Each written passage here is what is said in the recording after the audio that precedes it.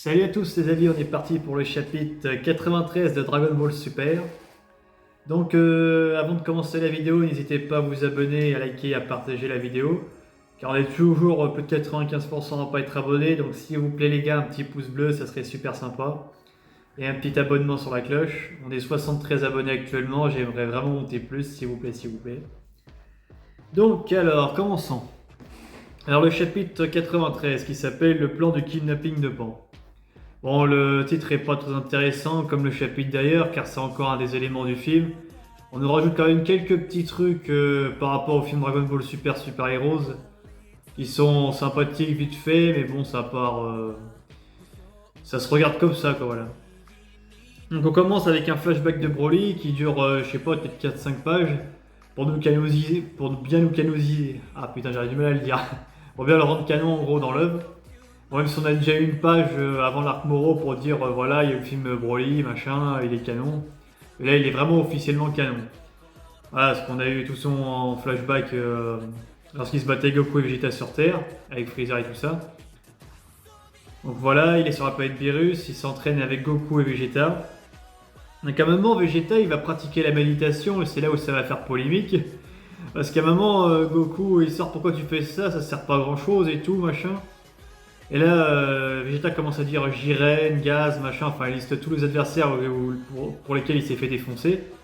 Et puis il a dit ils avaient tous un truc en commun, ils pratiquaient la méditation, ça évite la perte d'énergie du ki, c'est vachement utile, etc. Il a dit que nos corps ont atteint leur limite de potentiel maximum, qu'on peut plus trop les entraîner plus. Ce qui est vrai, hein, parce que quand tu regardes toute la saga Dragon Ball, en vrai, qu'est-ce qu'ils peuvent faire de plus? Ils ont atteint leur max, les mecs. Hein. Voilà, à part dans le psychique ou dans les trucs comme ça, mais en termes physiques, ils peuvent pas augmenter plus en fait.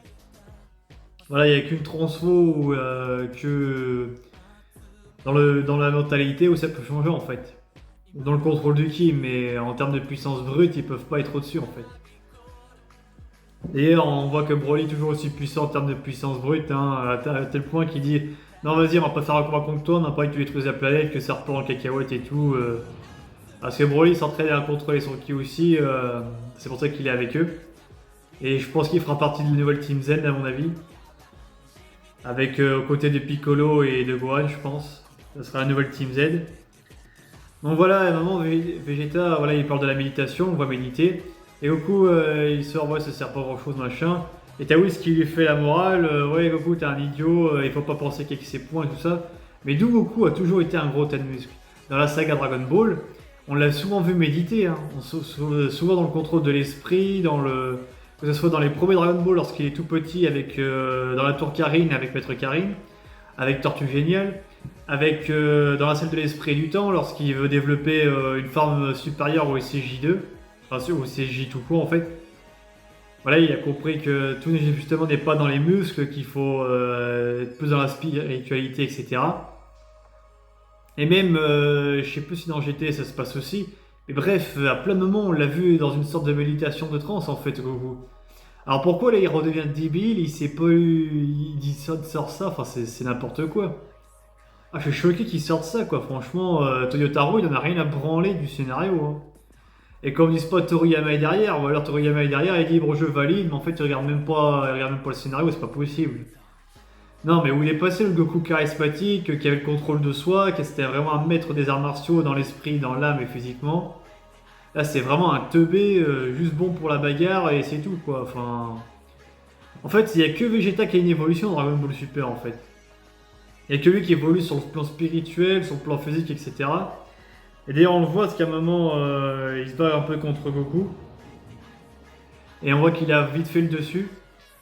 Et Beerus le dit, les mouvements de Vegeta ont légèrement changé, donc on se doute que dans les prochains arcs, peut-être que Vegeta aura enfin son heure de gloire, moi je l'espère vraiment.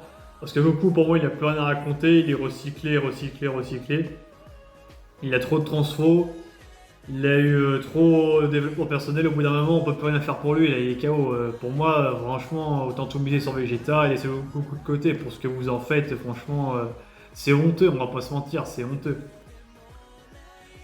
Donc on voit aussi toujours le petit charme de Beerus sur Chella, qu'on voit dans le film. Vous savez, Chella, c'est la souffrif qu'il y avait dans le film Broly, justement, là, qui essaie de se casser avec le vaisseau, et Freezer a failli les buter. Et Gogeta intervient pour justement les stopper, ou Vegito, je sais plus comment il s'appelait, bref. Ah, voilà, il tombe amoureux de la meuf, comme dans le film, hein.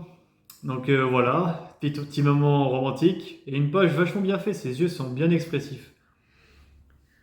Pendant ce temps-là, on voit Piccolo qui va voir Dende, qui va convoquer Chiron pour lui augmenter sa puissance.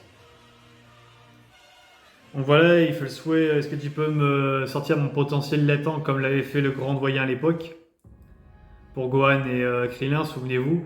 Donc il le fait et puis il dit en plus je t'ai rajouté un petit bonus, donc c'est ce qu'il va donner pour ceux qui ont vu le film, je vais spoiler mais je m'en fous, je pars du principe que tout le monde a vu le film. Parce que c'est là où il va avoir sa transformation en Orange Piccolo. Mais pour le moment on n'a pas plus d'explications que dans le film parce qu'il dit exactement la même chose que dans le film, donc de ce point de vue là je suis un peu déçu. Bon après c'est Chiron, à la limite ça passe. Mais il faudra une explication pour Gohan Beast, hein, parce que pitié, sortez-moi pas, oh, il a juste été en rage, il a atteint le SSJ Beast comme ça, voilà, non c'est n'importe quoi, non. Moi, je veux une explication, je veux pas juste, il a eu la rage, il a power up comme ça. Non, non, non. Donc voilà, je pense qu'il reste à mon avis deux-trois chapitres encore à torcher avant de passer à l'arc suivant, donc peut-être l'arc Oob ou l'arc Black Freezer, j'en sais rien. Mais un arc vraiment nouveau et pas un recyclage de film, à moins qu'il sorte encore un troisième film sur Super. Ça serait un quatrième du coup si on compte pas Fuketsu no F et Battle of God. Mais voilà, c'est pour moi un chapitre assez moyen en vrai, c'est pas ouf. C'est pas ouf. Puis voilà, forcément, on a d'où vient le titre du chapitre, on a un petit morceau où on voit le Docteur Edo qui essaie de d'envoyer ses spires pour choper Pan dans le but d'attirer les Saiyans, voilà. Donc le plan de kidnapping de Pan est lancé, et puis Piccolo s'infiltre dans la base, et puis c'est lui qui va à la rencontre de Pan. La suite, pour ceux qui ont vu le film, on la connaît, hein, on sait comment ça va se passer. Donc les événements vont très vite s'enchaîner, on va vraiment arriver vers la fin, j'espère vraiment que ça va être la fin, parce que pitié, j'en peux plus. Au secours, au secours, au secours. Bon, sur ce les amis, je vous dis à très bientôt pour une prochaine vidéo. Ciao!